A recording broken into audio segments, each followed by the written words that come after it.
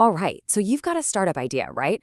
The biggest hurdle, the thing that stops so many people, is turning that brilliant concept into a real working product, without burning through all your time and money. Well, today, we are breaking down exactly how to build a minimum viable product, an MVP, using one of the most powerful web frameworks out there, Next.js. So let's just kick things off with a number, 42%. That's a huge number and kind of scary because it represents the percentage of startups that ultimately fail. And the number one reason, it's not lack of funding, it's not a bad team, it's a lack of market need. They built something that nobody actually wanted. And that leads to the most important question you can possibly ask. How do you make sure you're building for that other 58%?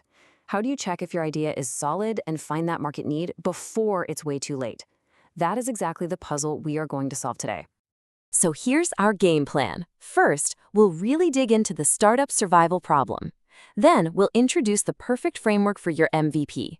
From there, it's all about planning, then building your core product, and finally, taking that code and getting it launched. A nice, clear journey from start to finish.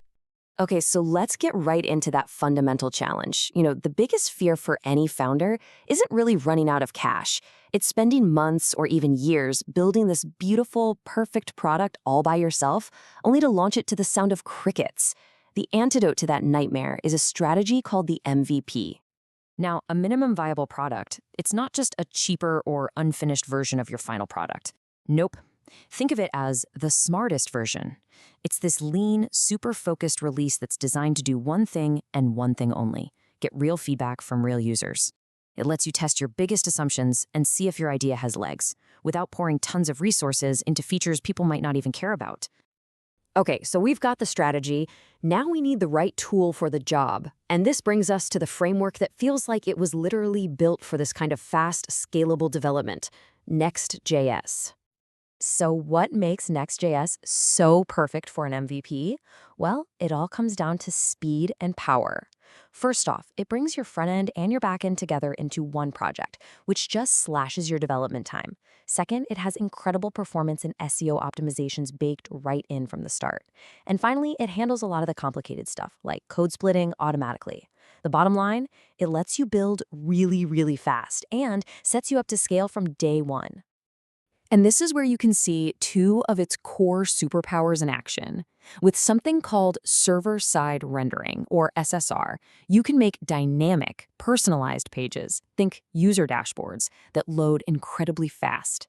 But then, with static site generation, or SSG, you can pre-build pages like your marketing site or blog for just insane speed. The best part? Next.js lets you mix and match, so you can choose the perfect approach for every single part of your app. All right, we've got our framework. But now we get to what is, honestly, the most critical step in this whole process. And it happens before you write a single line of code: planning. This is where you make sure you're building what people actually need. I love this quote because it is everything. Your job is to focus. You have to resist that temptation to just throw every cool feature idea into the pot. Instead, you need to find the number one pain point your user is facing and then figure out the absolute bare minimum set of features to solve it. This keeps you moving fast and makes sure your value prop is crystal clear to those first crucial users. But okay, how do you actually focus? A really simple but powerful tool is the Moscow method. You basically take every feature idea you have and dump it into one of four buckets: must have, should have, could have, or won't have this time. For your MVP, the rule is dead simple. You only build the must-haves. Everything else, it has to wait. Okay, the plan is locked in. Our priorities are crystal clear. Now for the fun part. Let's translate that plan into reality and start building the core of our product. And you know what? Next.js makes getting started ridiculously easy. Once you have Node.js on your machine, you just run one single command in your terminal: npx create Next app. You can just accept all the defaults, which is great because it sets you up with modern tools like TypeScript and Tailwind CSS. Then you just type npm run dev, and boom, you have a working application. Seriously, it's that fast.